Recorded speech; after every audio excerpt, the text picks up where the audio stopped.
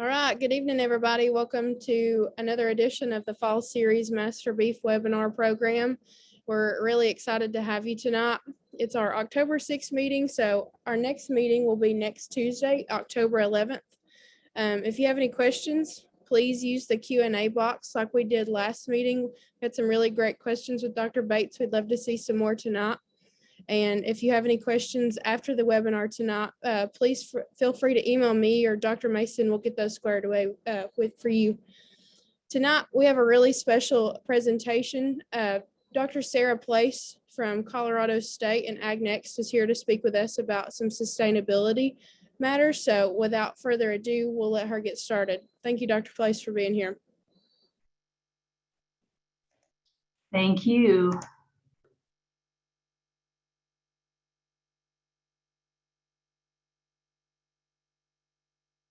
All right. Let's see.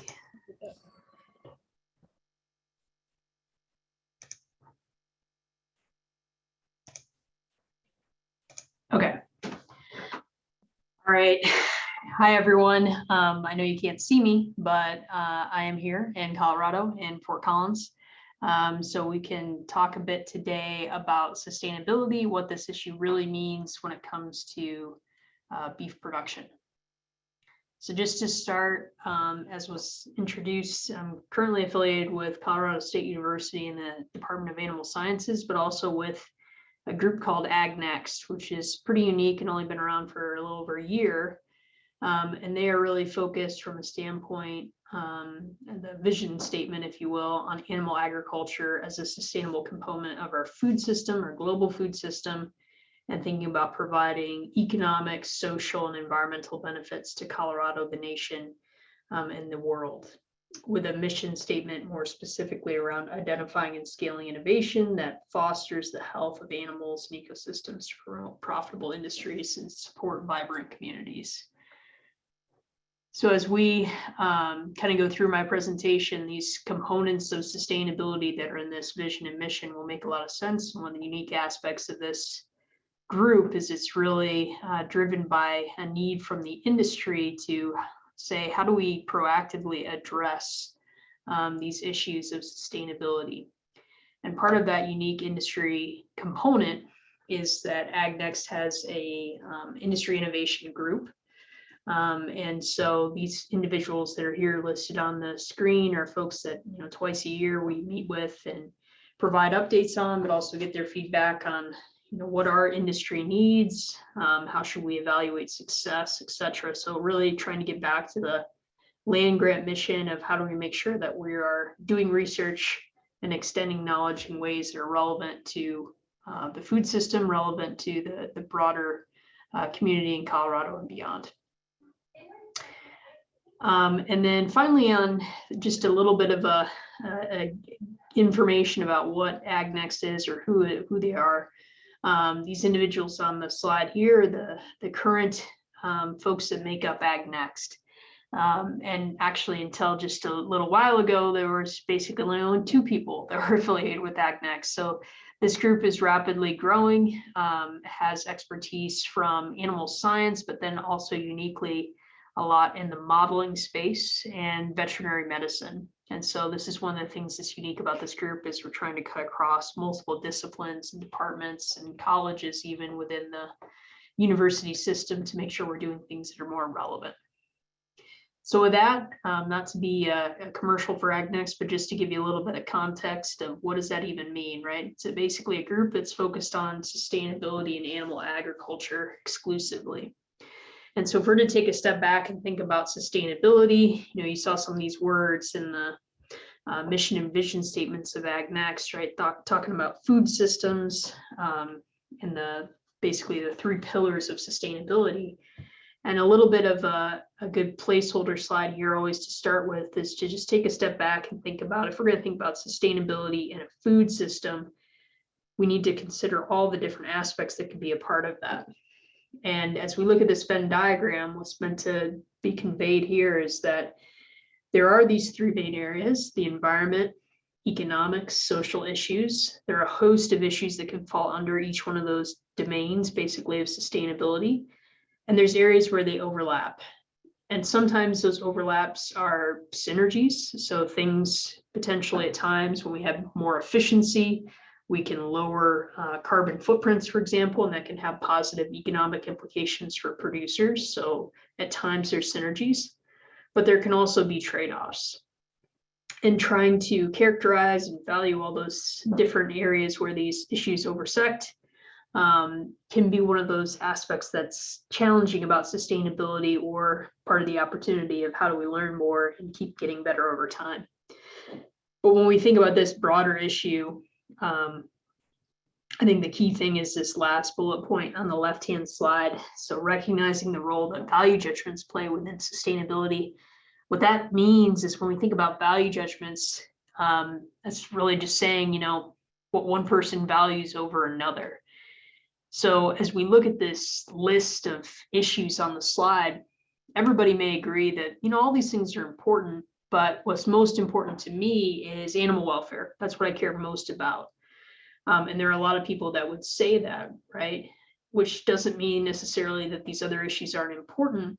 But if we talk to somebody else and their most important issue is food security, that can create some of these challenges, right? And these tensions of what changes do we make, or how do we assess the sustainability of animal agriculture, this broader idea of a food system, which encompasses everything from producing food all the way to the eater. From that standpoint. So again, kind of a little wordy on this slide, but the whole point is there's three main areas of sustainability that's fairly well understood and recognized. The complexity of why we kind of have these round and round debates about what sustainability means is because of that value judgments aspect and the fact that not everybody will agree, and that's just the reality of it. So speaking of convergence and some of these places where things overlap, I think you all are probably pretty familiar with these type of headlines, right? Where we have headlines from a variety of publications around the world represented here over the last few years, talking about meat consumption, animal source food production and consumption, and thinking about the environment and people's health, right? And different policies that are proposed, like this headline down at the bottom of a Dutch city banning meat advertising, right? So there's been this convergence, especially over the last 10 years, of this topic of sustainability broadly, the environmental component, the ethics of animal use, and human health and nutrition all coming together. And we also see evidence of this convergence in the last several years of interest around so-called plant-based alternatives or other alternative products that are out there to satisfy folks that want to consume meat, but not necessarily a product made from animal products, right? Whether we're talking about dairy or meat, in the case of these two examples here, beef with Impossible, the company Impossible, and the company Beyond Meat. So I always think this is a great testament to folks that are still skeptical about sustainability and think, well, it doesn't really matter that much.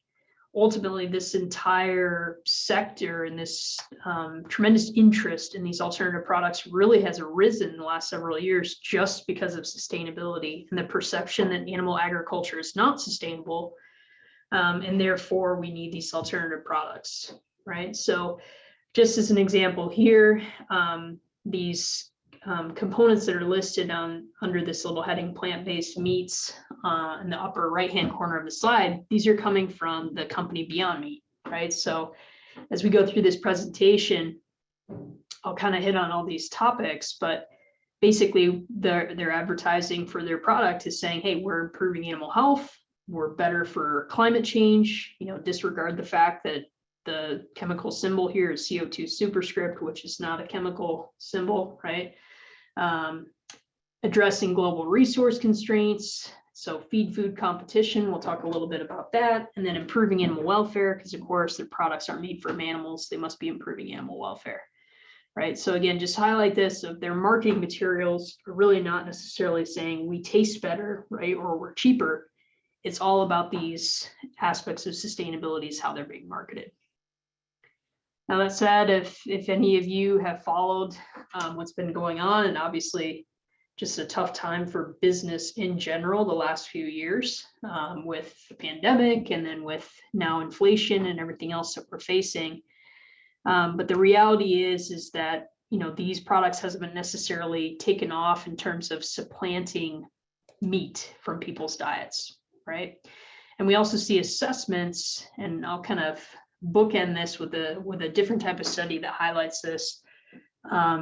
Assessments out there that would show that, you know, these products, while they promise a lot of environmental benefits, even in fairly rosy scenarios of assuming substantial emissions offsets because of production changes, we don't amount to much in terms of an impact of greenhouse gas emissions. So let me explain a little bit of what's on the slide now. This was a paper that came out earlier this year from Dr. Jason Lusk at Purdue and others. So a couple ag economists and some folks from a group called the Breakthrough Institute looked at this question of, hey, you know, we hear a lot about plant-based alternatives and their impact potentially on greenhouse gas emissions. So let's do a little bit of a modeling exercise and say, what if, you know, 10% or more of our ground beef supply got supplanted by these products? What would the price have to be to generate even more demand, et cetera? So they looked at all these different components of the issue. And the summary here is that even in fairly rosy conditions of trying to adopt this product, as has just popped up on the slide, right, we're not making much of a difference at all from a standpoint of greenhouse gas emissions in the United States, right? So less than 0.1% of emissions reduction in their scenario that they looked at. So what these folks concluded is kind of this quote on the right-hand side here, PBM, meaning plant-based meats.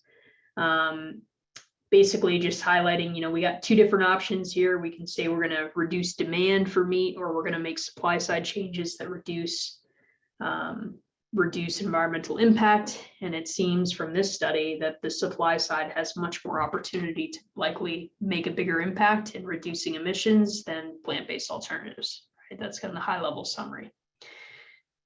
So I will come back to this issue again, like I mentioned, but this is something, again, generated a lot of noise, but I think, again, probably folks know and understand that there hasn't been a lot of actual replacement of meat with those products. The bigger picture, when we think about sustainability, again, we can't forget that the whole reason when we talk about like a food system or animal agriculture, like why are we even talking about all this? Of course, is because we need to nourish ourselves, right? We have to eat.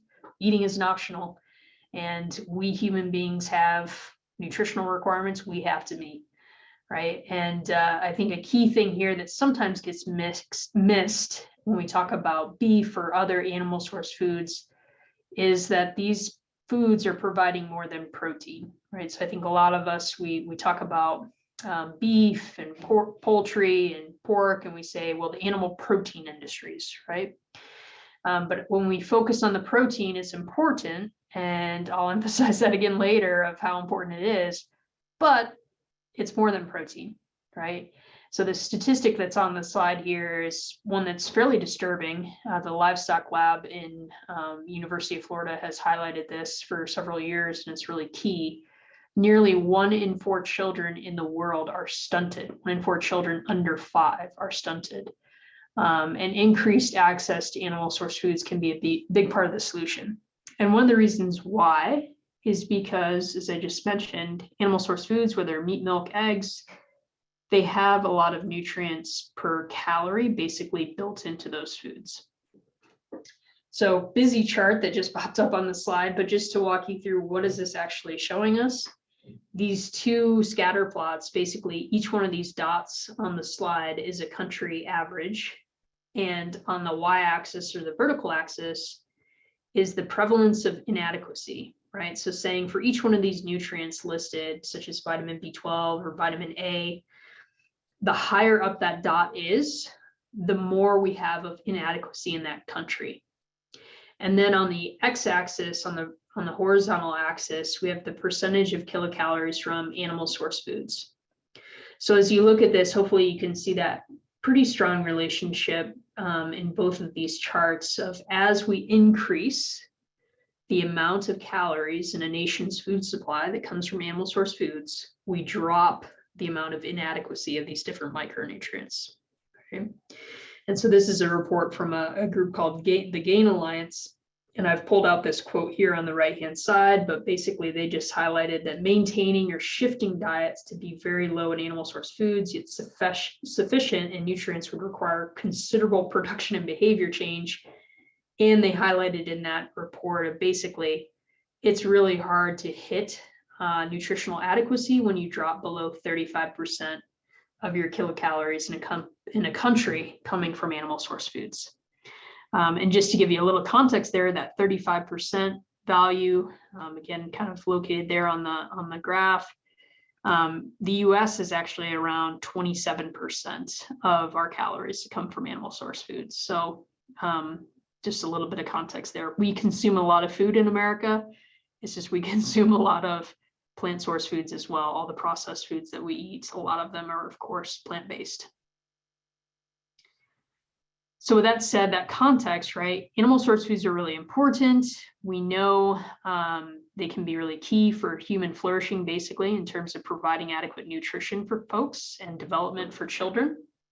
So what are some of the trends of these animal source foods, especially meats, in the world, right? So keep in mind what you're looking at here is global averages, and these are per capita availability. So per person, how many kilograms, multiply that by 2.2 if you want to get a pounds, how many kilograms of each one of these meats is available per person per year? And we're going from 1961 to 2020, okay?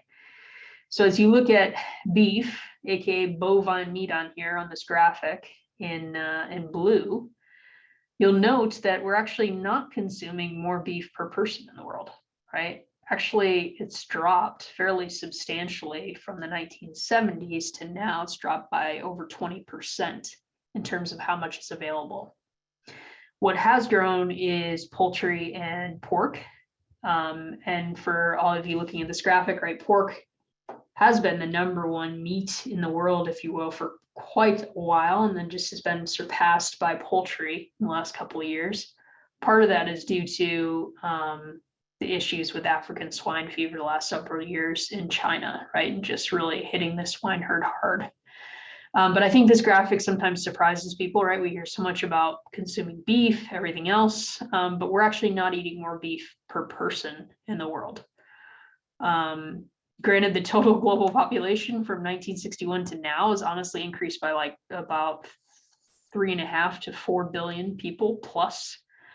So keep that in mind as you look at this, right? These are per person figures. Total amount of beef produced in the world definitely has increased, but it hasn't increased as much as human population. So that's why the per person number has gone down.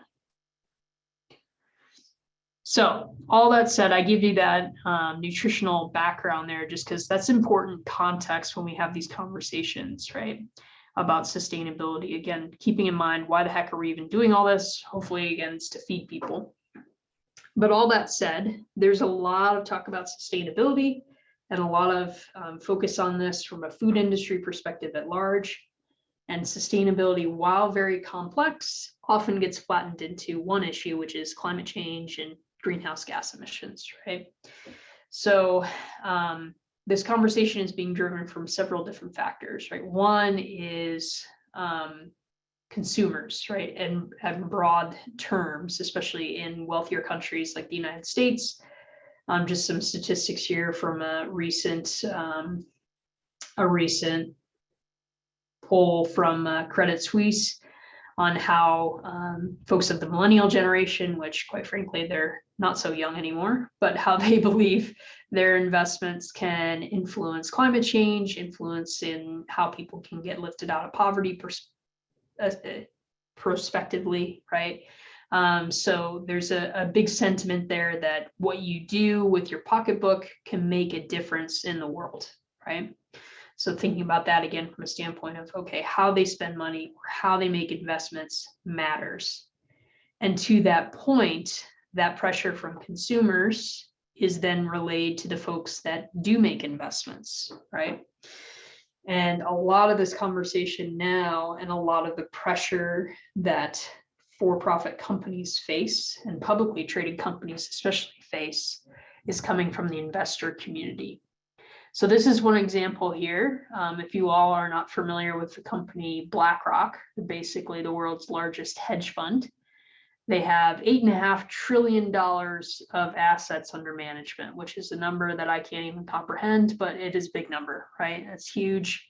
That's a lot bigger than the GDPs of a lot of countries, right? So very, very large portfolio, huge investments. And every year, the CEO of that company, his name is Larry Fink, he writes a letter to CEOs, right? That's publicly available in terms of signaling what his priorities are for the year and what he thinks the folks that they're invested in, those companies should really be paying attention to. And while it's probably not surprising over the last few years, the pandemic has of course been mentioned in his letter, what's also come up and risen to the top is sustainability and net zero and this concept of ESG, which is environment and social governance. And so I've pulled out a couple quotes here from his letter from this past year.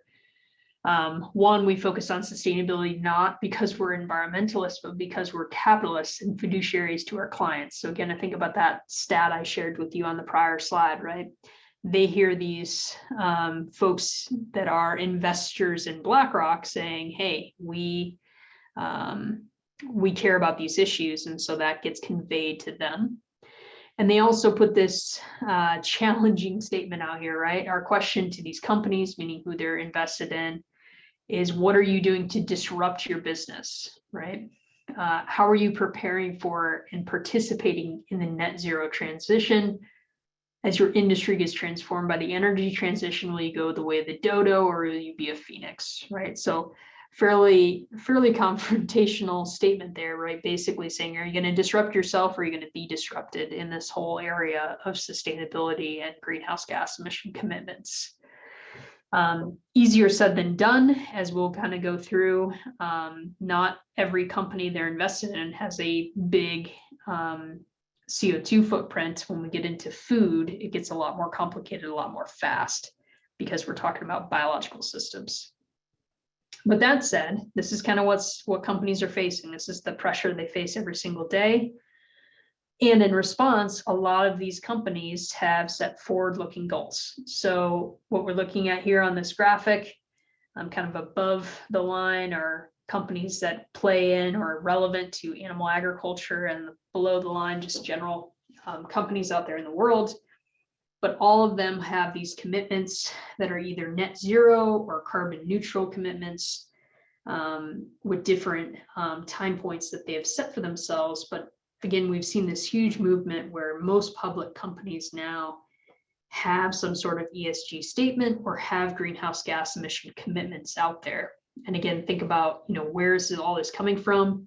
It's basically coming from, we have the Paris Climate Accord, we have this big movement in the investor community to push for change, and this pressures companies from the standpoint of their investors, from their own employees wanting to make a difference, to come out with these kind of commitments.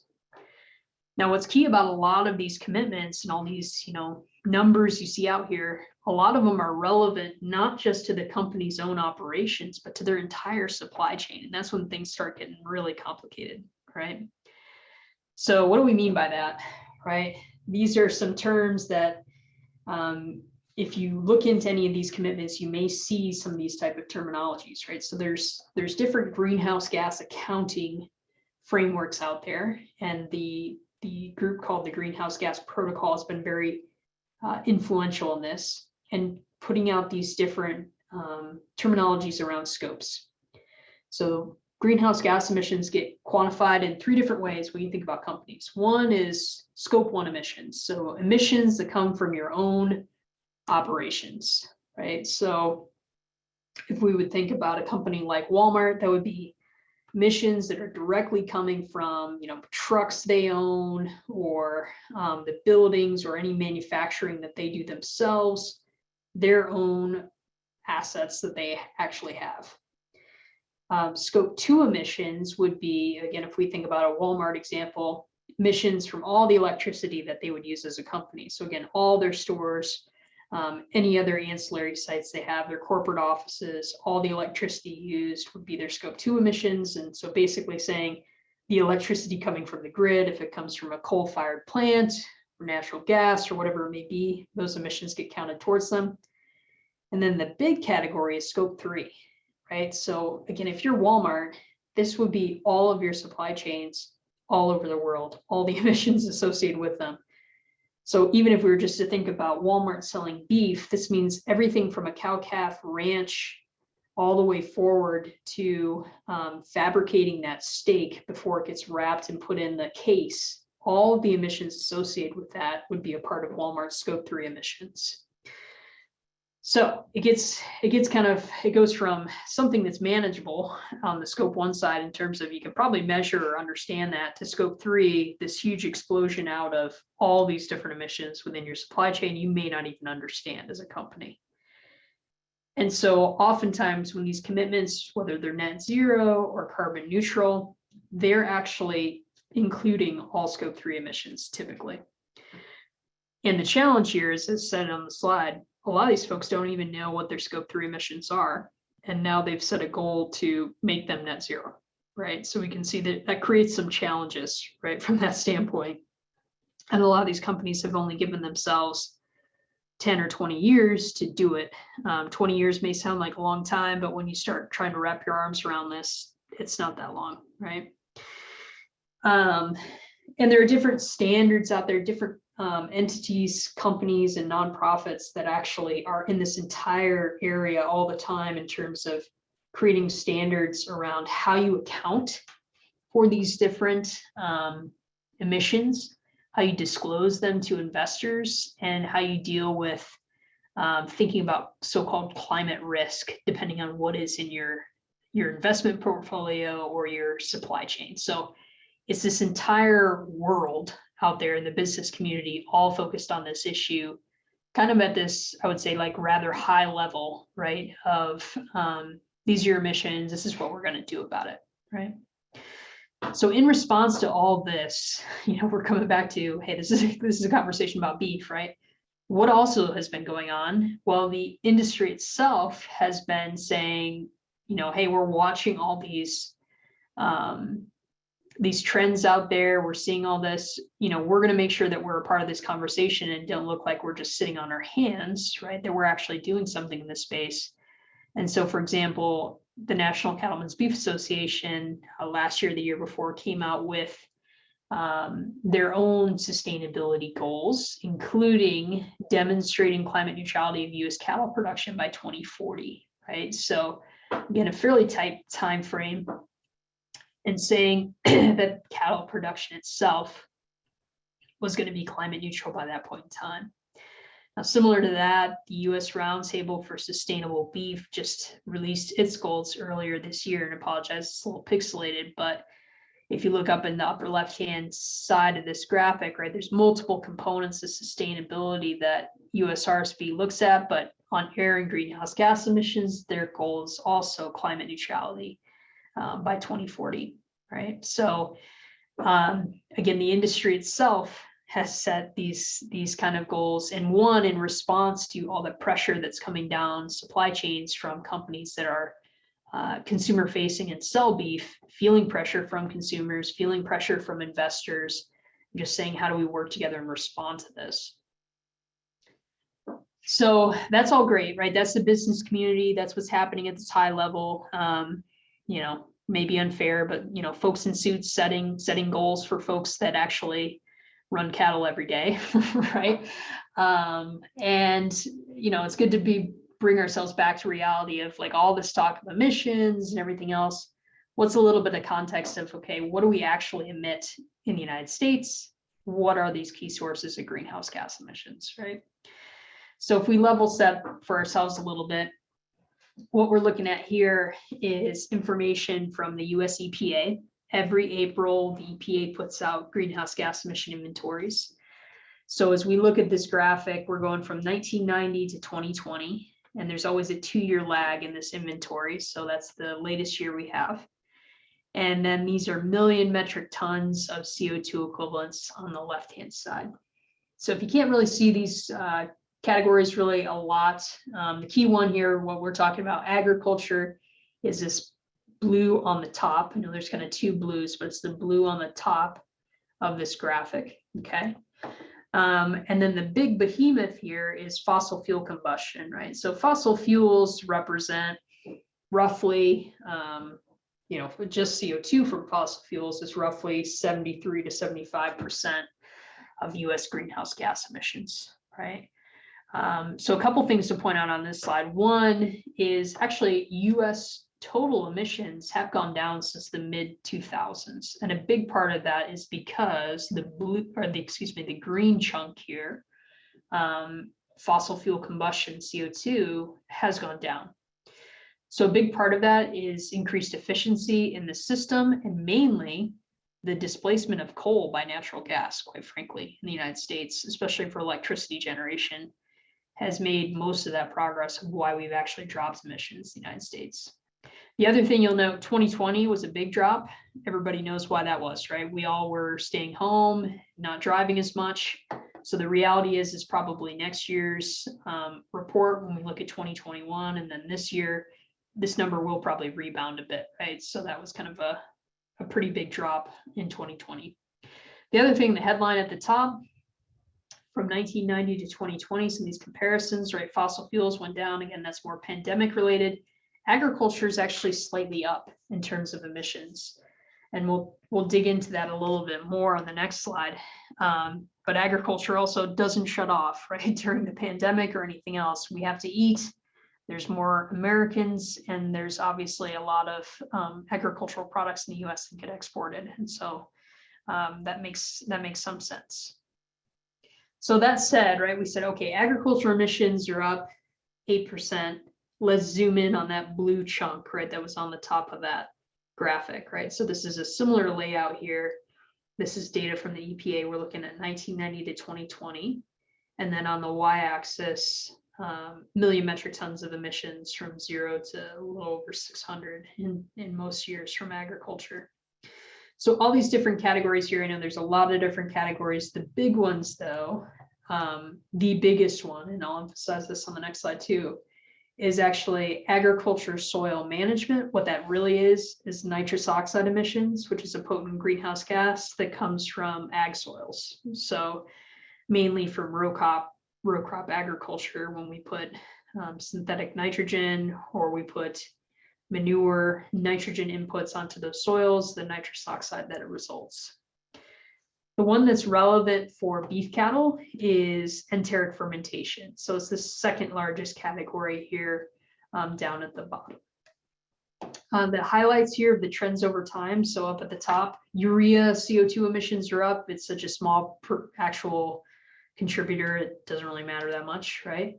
But what has increased is actually manure methane and manure nitrous oxide.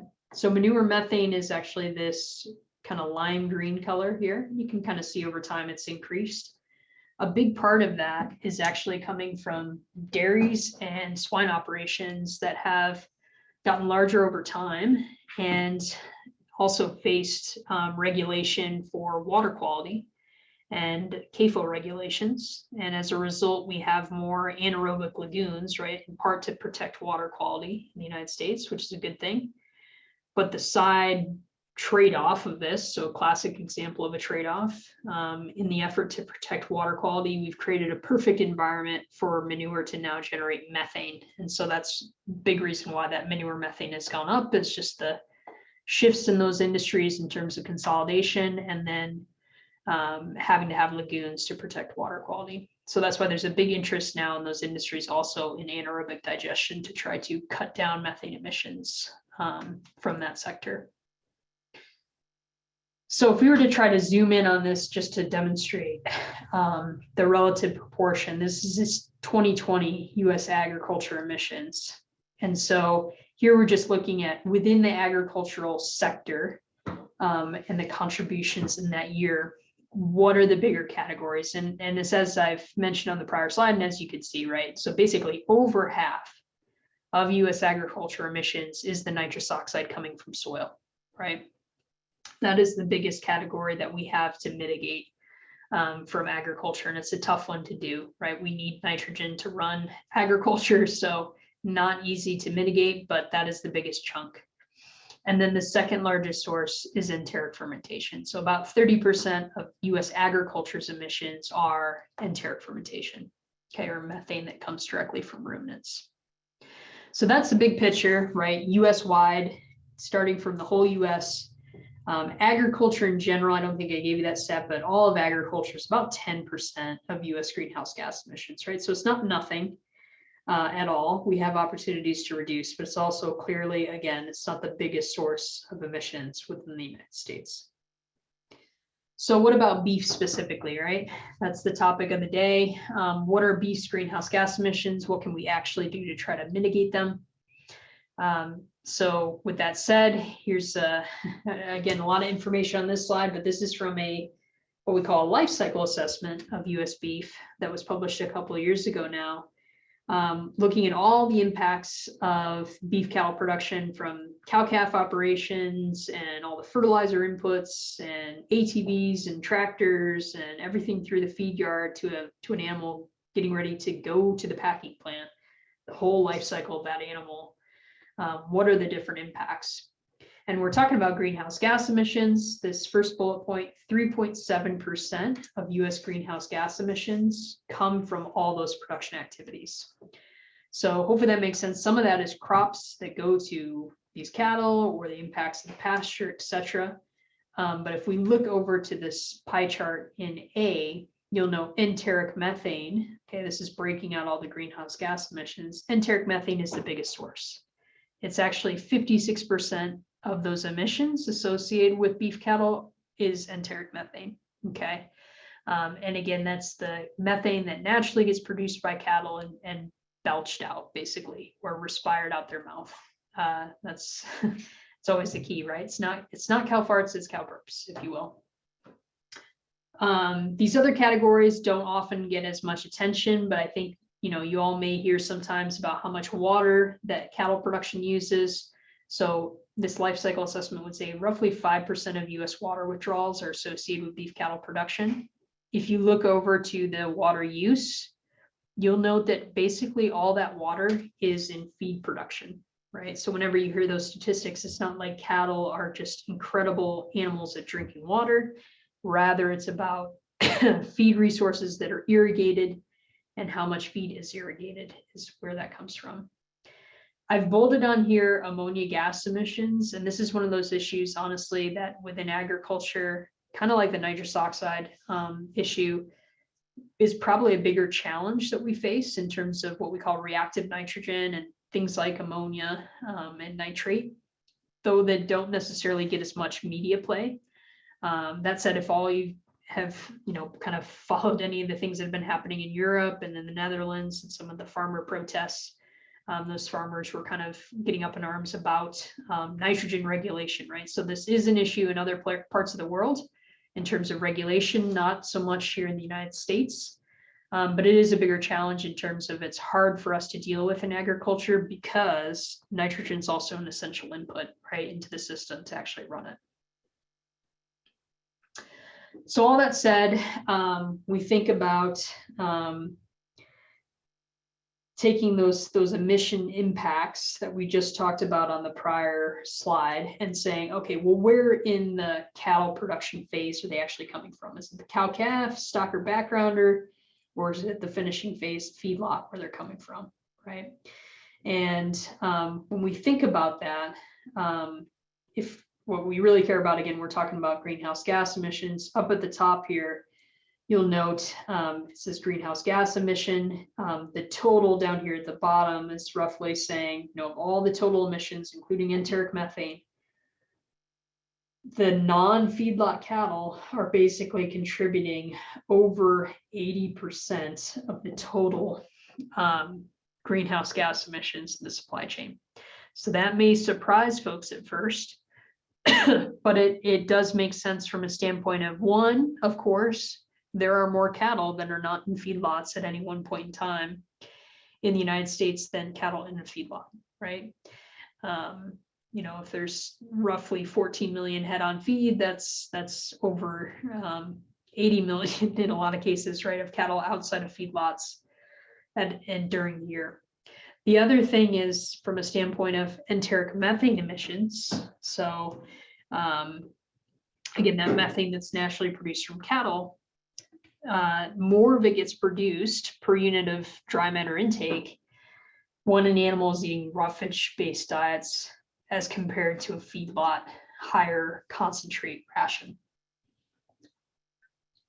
So it's really because of those two key issues, right? The efficiency of the cattle feeding sector and the fact that more animals are outside of feedlots is why a bigger portion of those emissions are actually coming from outside of the feedlot. So as I've kind of highlighted here in bold, right, the feedlot sector efficiently adds carcass gain, and that's true, right? So basically the way to think about it is half the carcass weight is being generated in the feedlot and only 20% of the emissions are being generated in the feedlot, right? So it is a place where we gain efficiency from a standpoint of greenhouse gas emissions. As I've also highlighted here, obviously cow-calf and stocker production has huge benefits from a standpoint of what we call ecosystem goods and services, so using grazing lands, not competing with human edible feed inputs, right? When we have cattle out grazing grass, really is nothing that they're consuming that is in competition with human food. So there's other benefits there beyond thinking very narrowly only about greenhouse gas emissions. So all that said, if enteric methane emissions are 56% of the sector's total footprint, right, that's a big opportunity for us to try to reduce it if we're going to hit all these climate targets that are out there. What are some of the ways that we could do that? This is a bit of a summary from a publication that just came out this past year of different ways to think about it. So one is thinking about it from a systems perspective, improving animal health, quite frankly, improving animal reproduction. All those different things mean we can produce the same amount or more beef with fewer animals, right? And obviously, animals that get sick don't perform as well. Animals that die, right, are complete losses to the system. So, those type of system components are important, but there's a lot of research into other things, whether it's thinking about the diet itself, how we can manipulate the diet, feeding more fats, feeding more oils, more lipids in general. Tannins have a lot of interest out there. Manipulating, again, the forage concentrate ratio. Classically, again, when we go to a feedlot and we feed a grain-based diet, we cut the methane emissions per unit of feed intake roughly in half, typically. So that makes a big difference. And now there's a lot of interest in different kind of additives, right? So I think a lot of folks have heard of some of the work that's been done at UC Davis with red seaweed. There's a product out there called Bovaer, or 3-nitroxypropanol that's pretty promising. So there are different feed additives that can potentially reduce methane emissions as well, but the practicality, cost of them, how you're going to implement them, those real world implications are all still some of those things that are unanswered from that standpoint of actually using them broadly. With the exception, again, of some of the things we already do, right? We already feed cattle concentrates when they go to a feed yard. That makes a big difference. We don't necessarily get a lot of quote unquote credit for that because it's something that we're already doing.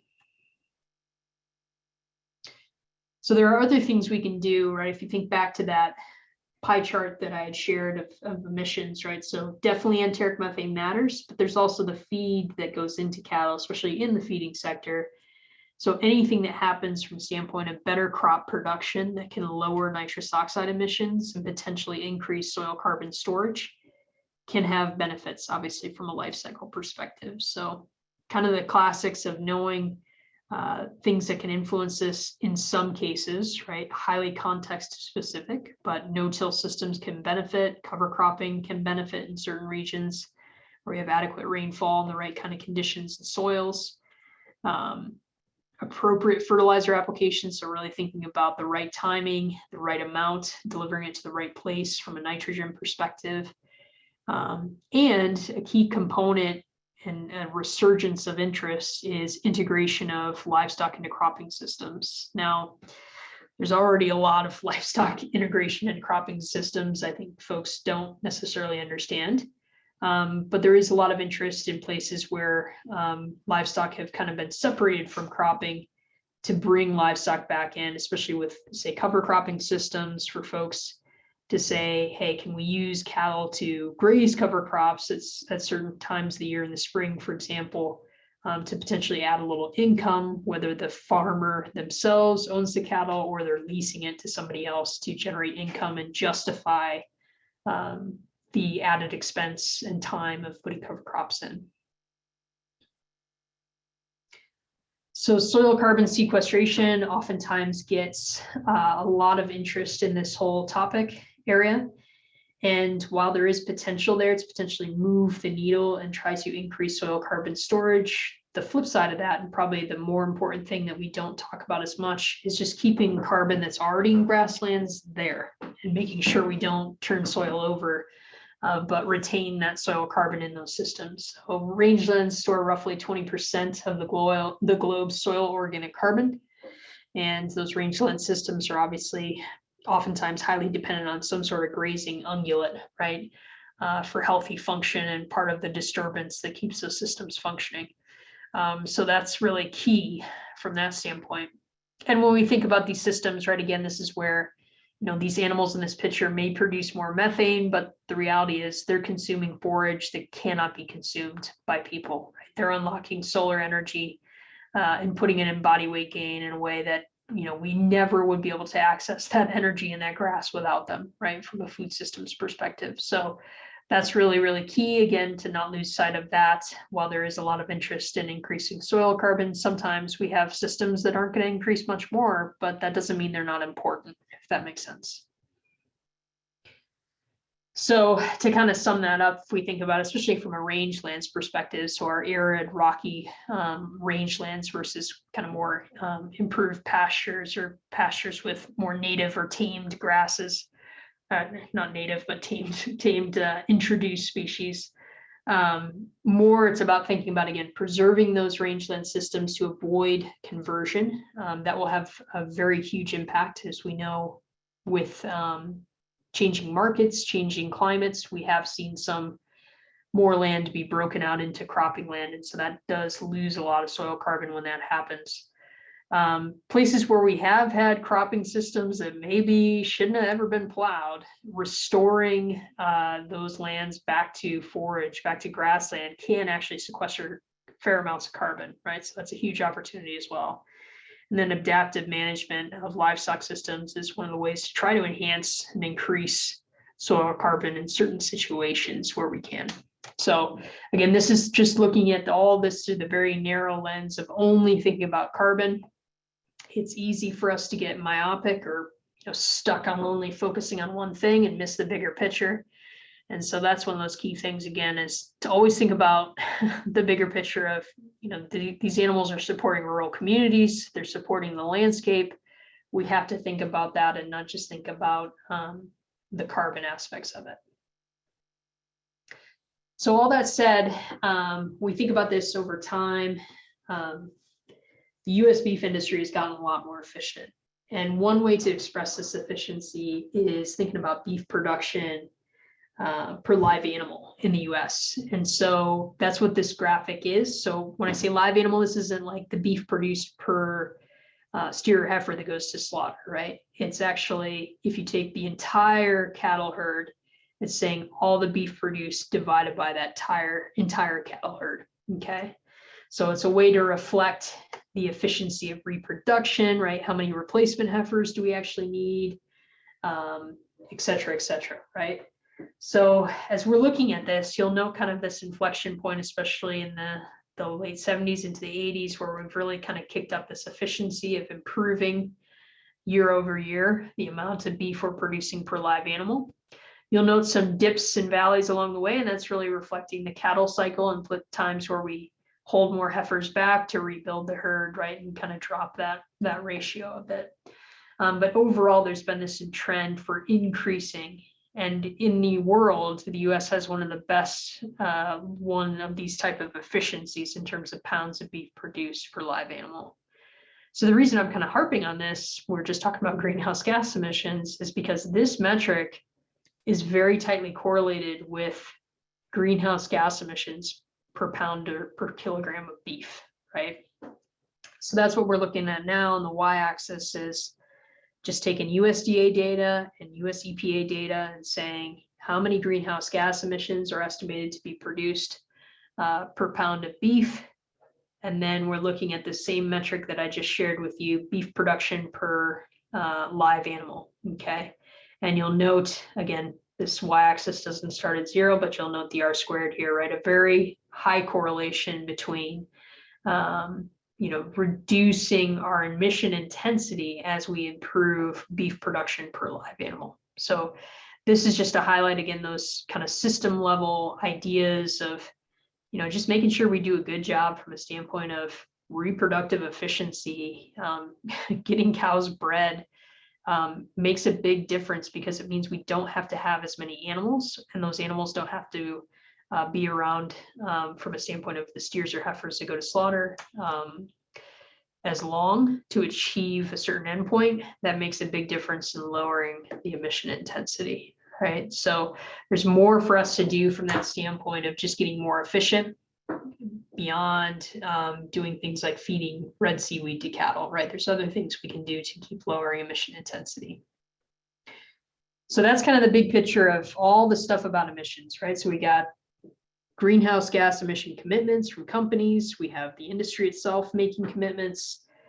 And then here's, kind of the reality of what the actual contribution is. There's some opportunities for us to keep reducing these emissions. I haven't necessarily included it here, but the reality is that we're a long ways from just falling into achieving some of these goals that have been stated. So there's going to have to be a lot of change for us to actually achieve those goals if we're really going to do it. That said, as I mentioned a couple times, we probably shouldn't only focus on greenhouse gas emissions because we're going to miss the bigger picture if we do that, right? And so one of those examples is coming back to the nutrition aspects of all this, right? Why did we even domesticate cattle in the first place, right? They have a lot of benefits. Yeah, they produce methane, but we can't forget about these benefits. And one of these benefits is the standpoint of what we can call upcycling, right? Is taking something of lower value and making a higher value product. And a great way to look at this is to look at feed conversion efficiency in a few different ways, okay? And so this example also, as we go through this, is a great example of when we talk about sustainability metrics, you can express one thing a few different ways, get a few different answers. So that's back to that value judgments piece. Which one is most important to you? Which one reflects what you actually care about? So I'll walk you through this just to explain what this slide is. So we're basically comparing 3 different systems. So green finished beef, so this is the US average from a full life cycle perspective, broiler chickens, pork production. And this first column in black is the pounds of feed dry matter per pound of product in terms of live weight gain. So keep in mind when you look at this feed conversion efficiency for beef, again, this isn't just like feedlot, this is cow, calf, and stocker as well. That's why that number is so high.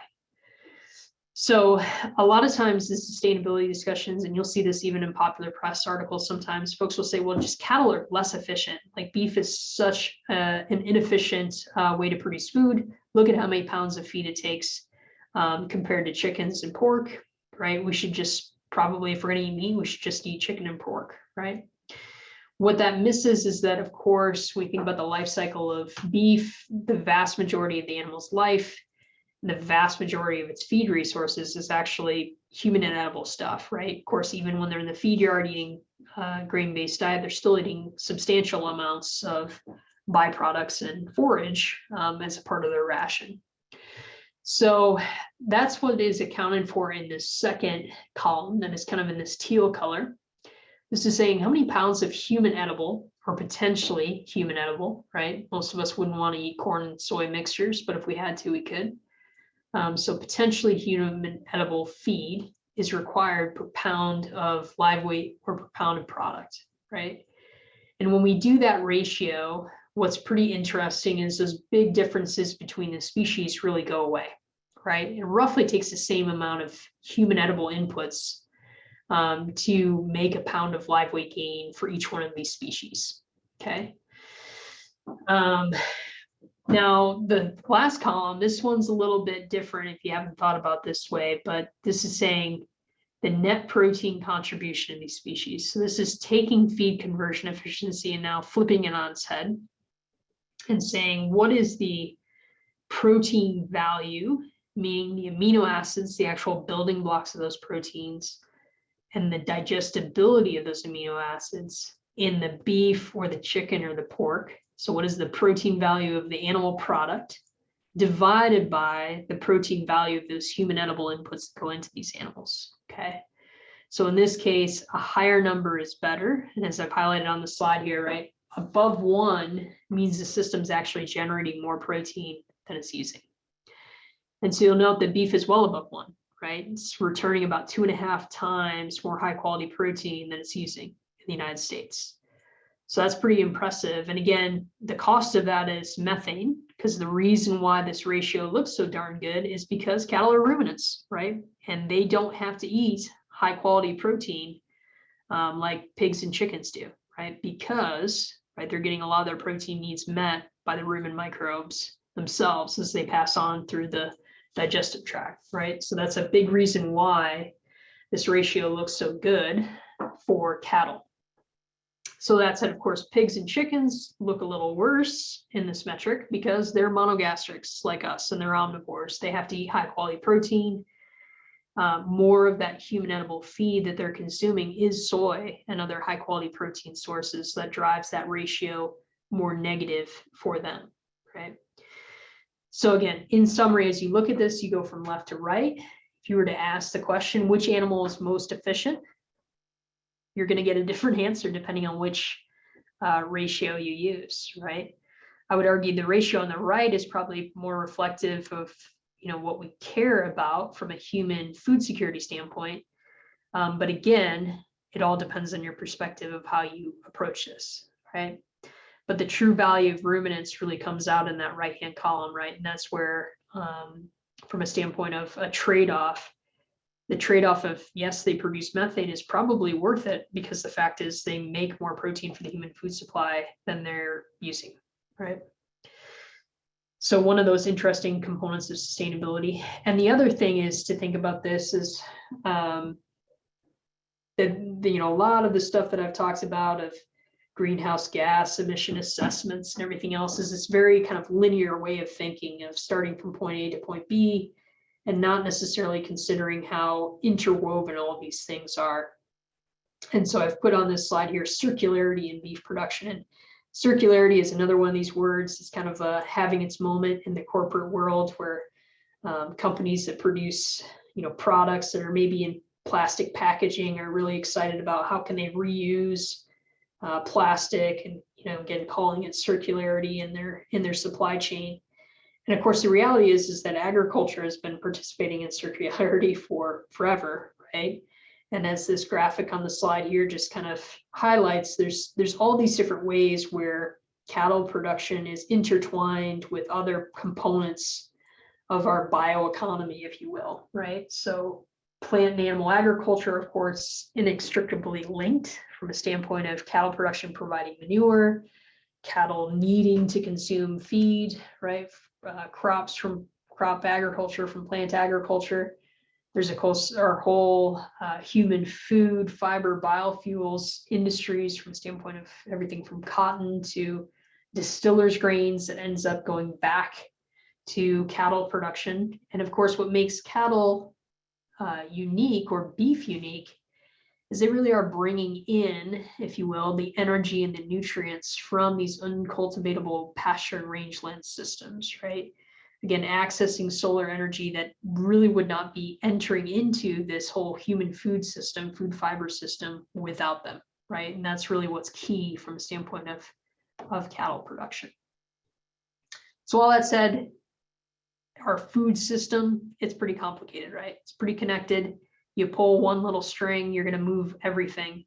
So it's really hard to assess sustainability. And again, coming back to where I started this presentation with human nutrition and some of the interest in plant-based alternatives or other alternatives. It kind of highlights that those solutions are sometimes attractive because they're simple and they seem clean and easy, but they're not necessarily so straightforward in terms of what the impacts would actually be in the broader system. So for example, here, if we kind of pull this all together, there's a really great study that came out a few years back now, looking at dietary change in the United States in the most extreme way, right? Saying, what if every single American started becoming a vegan, right?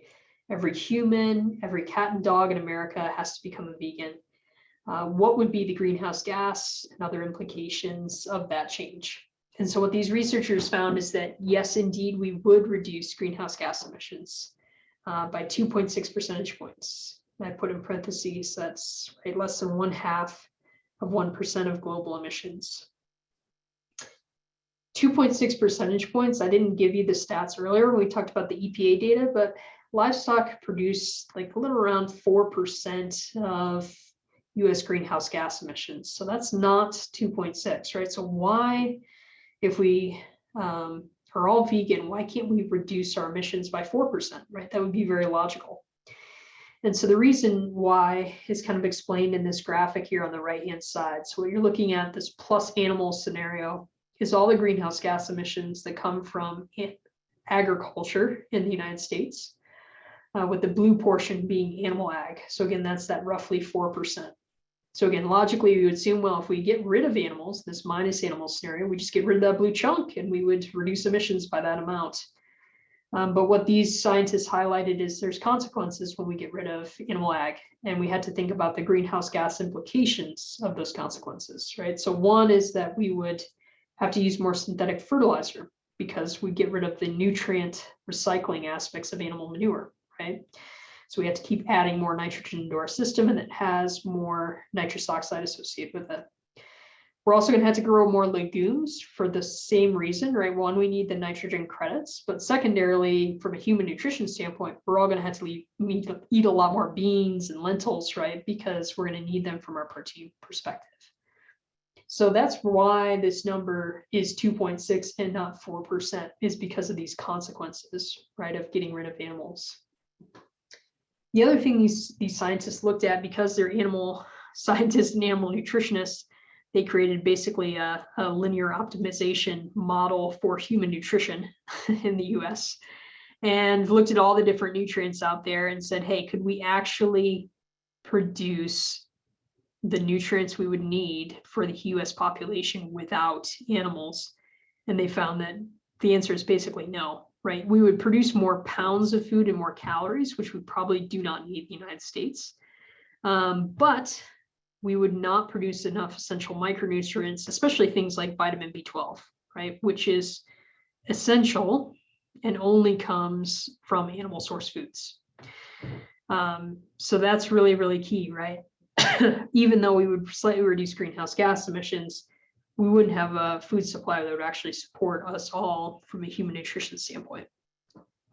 And the final thing I'll say on this is just, this extreme case, which I think everybody would agree is not likely to happen, the only way we achieve this 2.6 percentage point reduction is if we get rid of all livestock, right? They have to disappear. So I sometimes joke, right? Would be like a situation, we have one final huge barbecue and then that's it, right? We had to get rid of all these animals. And what's key there is that we can't also replace, for example, cattle with significant numbers of wild ruminants such as bison, because guess what? There's going to be a bounce back in the methane emissions, right? From that standpoint. So again, just bringing this up, that it's unrealistic, and this is the most extreme case. And even with that situation, we only achieve a 2.6 percentage point reduction, right? So once again, we're faced with that issue of we got to eat. We can't get around that. So what can we do on the supply side to try to reduce these emissions, while also not forgetting the primacy of agriculture, which is we got to nourish ourselves properly, right? So with all that said, kind of leave you with a little bit of a tongue-in-cheek here at the end. If we think about cattle production, sustainability, and all the interest in the space and the interest in new technologies that are innovative, right? We could argue the U.S. cattle industry has a pretty amazing technology, right, in the form of cattle. And if we present it a little bit differently, right, we can say, hey, we have a technology that produces high quality protein from solar energy. It harvests all that energy in these plants that are human inedible by being mobile, right? But it's not powered by fossil fuels. It's pretty awesome. And while it's doing this whole process, it actually deposits organic fertilizer out there in the landscape that nourishes these plants. It's pretty neat, feeds the soil. And the technology self-replicates, right? So again, kind of tongue in cheek, but we can think about positioning cattle or any ruminant animal in that way, right? And ultimately, that's, of course, why we have domesticated livestock in all forms, is typically they're consuming plants we cannot eat or do not want to consume, and upgrading it into higher quality products, right, and other services that we use from these livestock. So again, tongue in cheek, but we could say, hey, beef is the original plant-based meat. That's what cattle do. They make meat from plants. So just summing all this up, right, when we think about sustainability, it's a topic that's grown in importance. Hopefully it makes sense what it is, right? It's about balancing those three areas and having safe, nutritious food supply with environmental stewardship, social responsibility, and first and foremost, economic viability of the system. But this conversation is also advancing faster now that we have all these corporations with ESG and greenhouse gas emission commitments, right? But there's a lot of uncertainty in how all this stuff is going to be measured and how the heck all these net zero commitments are going to be achieved.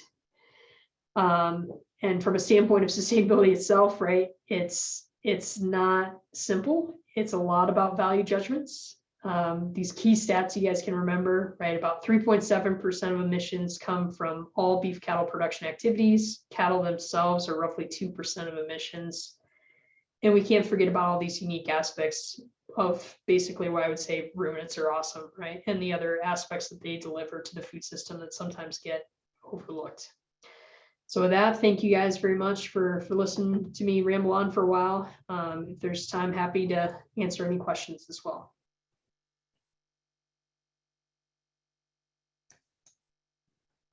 All right. Thank you, Dr. Place. That was certainly some great information. Please remember, if you have a question, to use the chat box or the Q&A box. We'll get those answered for you.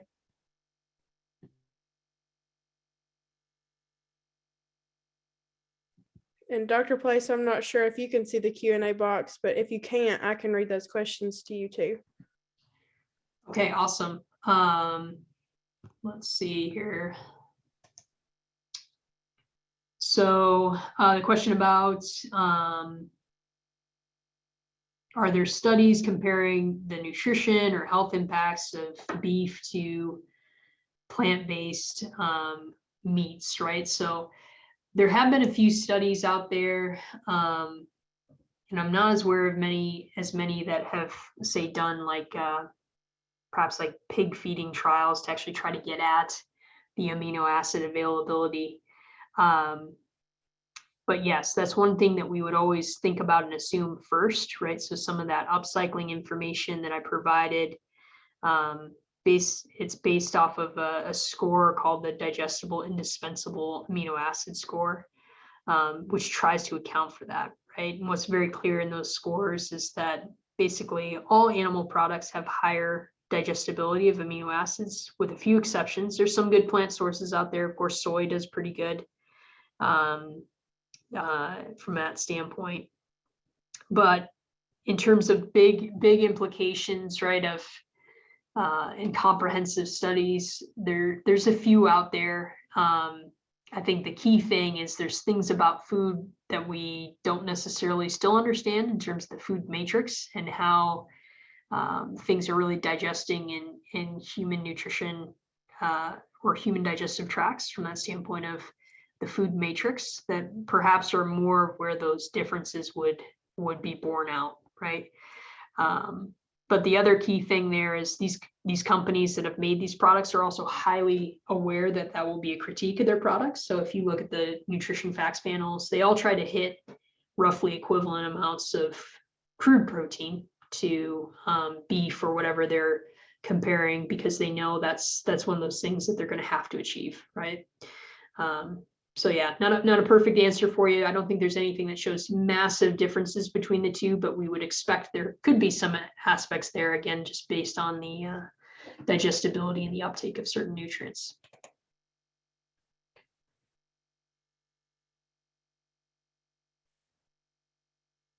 Okay, so it looks like another question there. So how is hay or range grass impacted by human efforts for reducing CO2? So good question there. So a little bit of background, right? I didn't kind of go through the basics of climate change in this talk, but carbon dioxide concentrations in the atmosphere have increased significantly. So they were for a long time before industrial times below 350 parts per million in the atmosphere.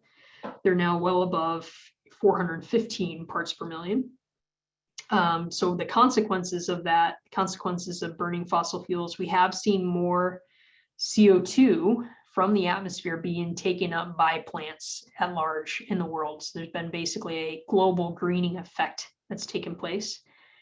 In part, that's kind of offset some of the fossil fuels that we have emitted, and which is so a good thing, right? Otherwise, the concentrations of CO2 would be even higher in the atmosphere.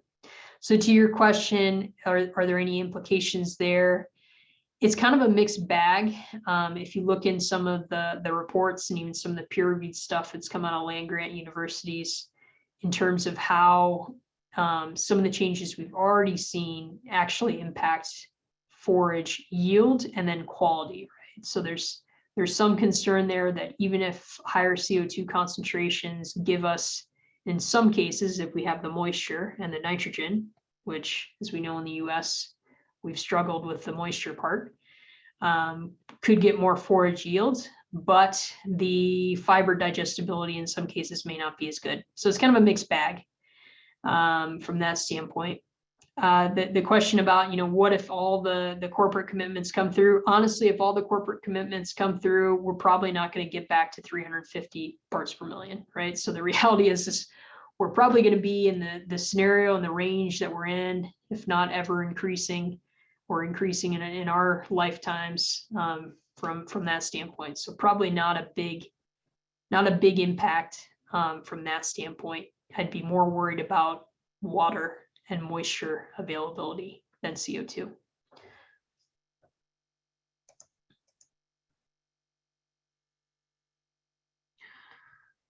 Okay, so let's see here. Leslie, so you're asking, understand the components of cattle, greenhouse gas emissions. Is there something that you would advise to focus on from a marketing standpoint for beef? In other words, make customers feel good about their beef purchases. Awesome. Yes. So great question. I think the key thing, one is, all the things that I've talked about, this kind of this higher level discussion. And sometimes, again, from a marketing standpoint, one is probably honestly just your story of you and your husband is a key marketing aspect there of the human face behind it, and the care and the work that goes into raising food for these folks that are your customers. But I think the other thing is just leaning into the more local aspects of, why you do what you do and why cattle matter in your own local environment. What do those pastures that you're managing mean, right? From a standpoint of wildlife, water quality in your local area. And those stories can often be quite compelling from folks of saying, when you're buying a half a steer from us, you're also supporting wildlife habitat, right? You're supporting keeping carbon in the ground, having good water infiltration, and then the water cleaning aspects of a pasture environment that's well managed, right? So sometimes those aspects, making it more real on a local level, I think can really help from a marketing standpoint, rather than getting too worried about like a greenhouse gas emission message, if that makes sense. But rather, if you know those facts, if somebody asks you specifically, then bringing it up, if that makes sense.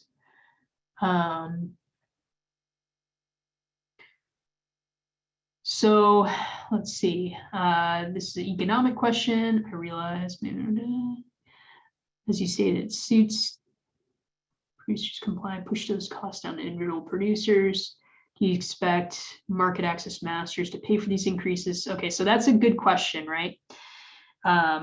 So Rad, you've asked a few questions, and I'll give you, this is more my personal opinion, that there is a risk of some of these commitments by the supply chain, particularly these for-profit companies, turning into thou shalt do this or you can't market your cattle, right?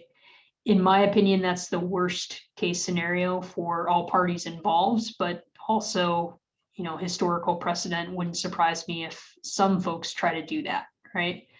The reality is, I think one way to think about this as a cattle producer, and one of the opportunities right now for cattle producers is, you know, you're the folks that have the opportunity to actually mitigate and store carbon. These companies do not, if that makes sense, right? You're the ones that have the leverage in this situation. And so I would say that's one of those things to consider, as a lot of you probably may have been even approached by some folks about, you know, soil carbon payments and things like that. Just make sure that you're getting paid adequately for what you do, which is incredibly valuable, right, to society. And so I think that's one of the things. It could be a challenge if something gets pushed down the supply chain. It could also be a huge opportunity for cattle producers to get paid for what they do. And I think a key part of making that real, this is really getting into the weeds, but it's making sure that these you know, carbon markets and reductions actually stay separate from the cattle themselves, right? Hopefully that makes sense. If all these environmental attributes gets rolled into your cattle and you can't separate out the value you provide from an environmental perspective from the value of your cattle, I think the risk of this getting kind of more pushed down the supply chain increases. If we can say, hey, we have a separate market. If you guys want to buy my reductions or my carbon sequestration, well, you sure can. It has nothing to do with my cattle, right? That's a separate commodity I'm selling. I think that protects a little bit more from getting into that scenario where things become more mandated, if that makes sense. I also think that's more fair and realistic of how it should work in a market, right? Because you are producing a separate asset in that case, and you should get paid for it. Let's see. So got a question in here, and I see your comment, Rad. No problem. You're asking really great questions. Appreciate them. So as for greenhouse gas emissions, does any breed do better than others? So good question. Honestly, we have not done those kind of comprehensive assessments for enteric methane that are standardized in a way that you could ever make any sort of statement on that right now.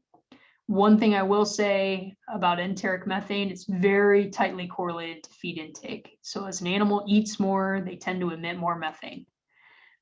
So keep that in mind, right? Sometimes you get these counterintuitive relationships where a growthy animal that eats a lot may finish faster, may actually emit more methane per day, maybe less per pound of beef. But we had to keep that in mind from that standpoint. But basically, also related to your question, that's the kind of research we're doing right now at Colorado State and other institutions around the US, is to figure that out. And also to figure out, how do we standardize collecting this type of data? And, you know, you could imagine a future point in time where methane yield is built into a selection index that you could select for in cattle. I don't think we're ever going to want to select for it alone as a single trait, but if it gets built into an index, I think it could make sense, and we could make some real progress from that standpoint. And oftentimes, right, more lower emitting animals that gain the same amount are just more efficient, right? So it's a kind of, again, a backdoor way for us to potentially select for efficiency. Let's see here. We have one. There are some reports that greenhouse gas is a bunch of hogwash. I don't necessarily agree. I think it's somewhere in between. How do we get an honest answer? So good question. There is a lot of noise in the climate space. And sometimes I try to give these presentations with just a a reminder of what are the basics of climate change, because I think honestly, even society at large, that gets missed. And I think the one thing that gets lost sometimes too is there's actually not too much controversy about the physics of climate change. And what I mean by that is the fact that like carbon dioxide or methane are greenhouse gases. That's really not controversial at all. We also know the greenhouse effect is real. It's also like necessary, right? The global average temperature would be less than the freezing point of water on planet Earth if we didn't have the greenhouse effect. So that's also very well known and understood. I think really where the controversy comes in is what should we do about it, right? So back to this value judgments idea. And I think that's where a lot of this confusion stems from is folks that don't like certain policy recommendations, and that's fair, right? Of just, there's a lot of ways that we could deal with this issue, or we could say, you know what, fossil fuels are too important. We shouldn't try to mitigate them, and we shouldn't do that. It's also, quite frankly, a valid position you can take. So that's I think where the controversy comes from, more than the basic physics, if that makes sense. Of yep, these gases actually trap heat in the atmosphere, and they are increasing in the atmosphere. We can measure that. That's fairly straightforward. It's more the questions of what should we be doing about it is where a lot of the controversy comes in.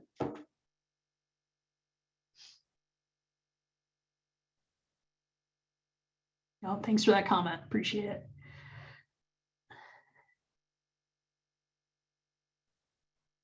All right.